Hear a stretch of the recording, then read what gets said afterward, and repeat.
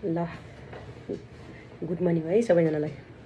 मैले चाहिँ आज फेरि ढिलो खान थालेको है। म चाहिँ भेजिटेरियन हो, त्यही भएर मेरो खानामा चाहिँ सादा खाना छ है, मासु चाहिँ छैन है। मेरो चाहिँ यस्तो छ।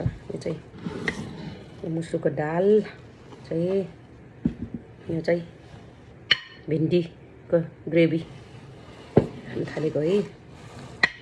तपाईँहरू खानुभयो होला। ल म सुरु गरेँ। मलाई चाहिँ पहिलेबाट सानैबाट खाएको भएर होला है, म चाहिँ कोदोको ढिँडो एकदम मनपर्छ।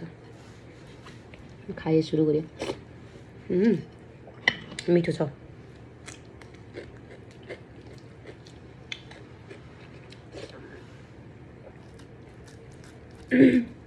म चाहिँ सानैबाट ढिँडो खाएको भएर होला, एकदम ढिँडो चाहिँ मनपर्ने है। त्यही भएर टाइम हुँदा चाहिँ मैले ढिँडो बनाउँछु।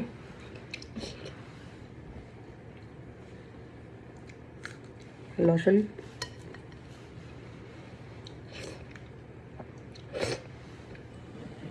मलाई चाहिँ 2-4 जना साथीहरूले प्राइभेट म्यासेजमा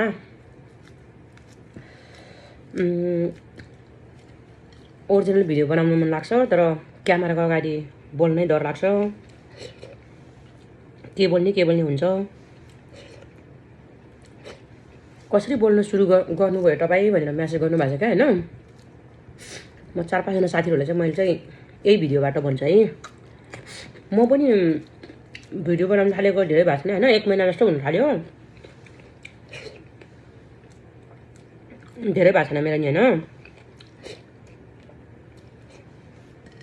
मेरो मोनिटाइजेसन चाहिँ मेरो अरूले 10,000 फलोवर भयो भने मोनिटाइजेसन हुन्छ भन्थे होइन, तर मेरो चाहिँ 24 फलोवर थियो मेरो होइन जम्माटम्मा।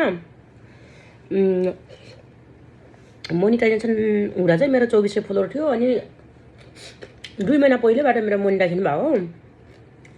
तर मैले चाहिँ खास काम गर्न थालेको चाहिँ